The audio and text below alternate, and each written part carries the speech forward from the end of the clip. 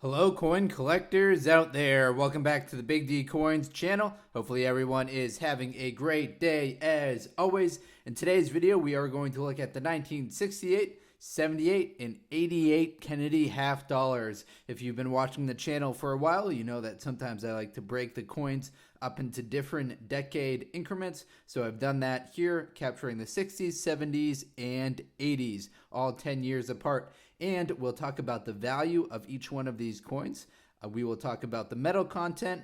And if we have time, we'll talk about these two coins right here as part of our foreign coin showcase. So we have a circulating commemorative coin from Canada, dated 1967, and we have a 5,000 lira coin from Turkey, dated 1999, I believe. Maybe that's a 95. We'll zoom in when we get to that coin and check it out. All right, now let's focus in on these three right here. Now, the key difference between the 68, the 78, and the 88 is the metal content of the coin. If you're an experienced coin collector, you probably are well aware of this, but 1965 to 1970 Kennedy half dollars are 40% silver, and because of that, they're worth a lot more money than the regular issued coins starting 1971 and after. Just the silver melt value alone of the Kennedy 1965 to 1970 half dollar is going to be worth, you guessed it, $2.67 based on today's current silver melt value. If you guessed in the $2.50, 60, 70 cent range, then you are correct. But that's just the melt value alone.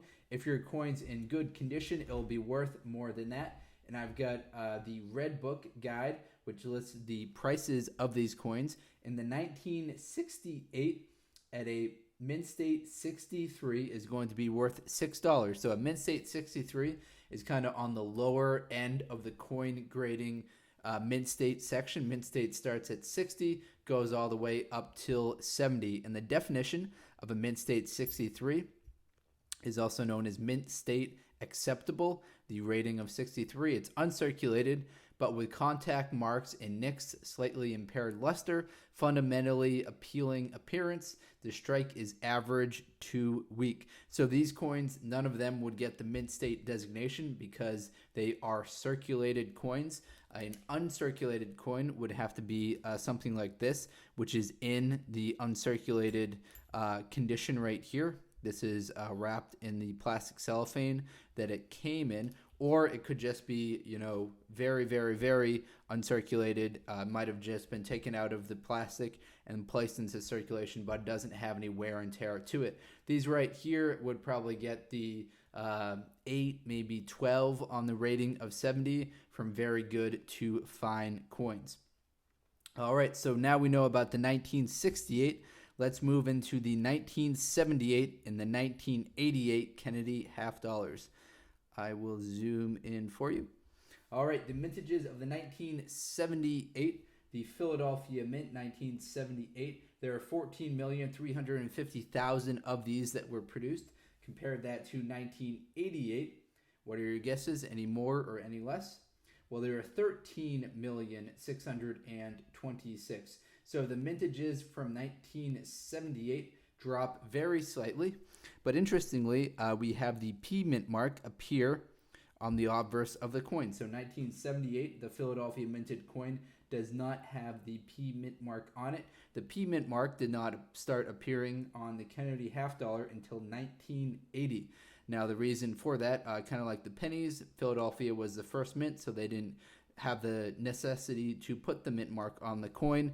That started, I guess, in 1980 for the Kennedy half dollars. Now, 1978 at a mint state 63, that is going to be worth $3. So we dropped half the price from here to here. So this is only going to be worth $3. Then the 1988, that is going to be worth $5. So we go, as far as price, we go 6, 5, and then 3 for these three coins right here. Now, keep in mind, it's definitely not worth sending a mint state 63 Kennedy half dollar to a coin grading agency like PCGS. There are good folks there who have to earn a living as well, so they charge from, I think, around $20 to get your coin graded. That's the kind of the assumption that I've been going under. I have not submitted any coins for grading. I have purchased some graded coins, but I haven't submitted them any directly to them to get graded. So if your coin's only worth $6, it's not worth paying $20 to get it graded unless maybe there's some special attachment there to you. All right, now I also want to talk about the error coins. Now I looked up in the Cherry Picker's Guide if there are any 1968, 78, or 88 Kennedy half dollars, and the only one that is mentioned is the 1968, and it happens to be the Denver Mint 1968 Kennedy half dollar, and there is a tripled die obverse. So that means there's tripling in some of the letters or numbers on the obverse side of the coin. And the tripling image is visible on the "In God We Trust," the date, and the Y of Liberty. So we can look at mine right here. We see Liberty going around the outside. I'll break out the magnifying glass to get an even more detailed look. But unfortunately, I don't see any doubling or tripling on the Y of Liberty, or on the "In God We Trust," or on the date.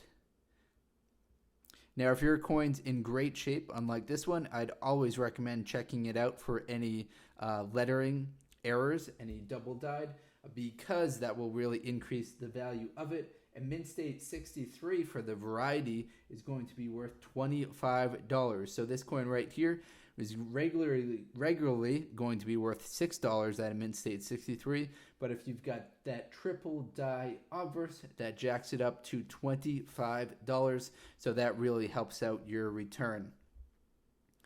All right, that's all the info that I've got for 68, 78, and 88. Let's bring in these foreign coins. We'll start with the Canadian one, and then we'll get on to that 5,000 lira coin.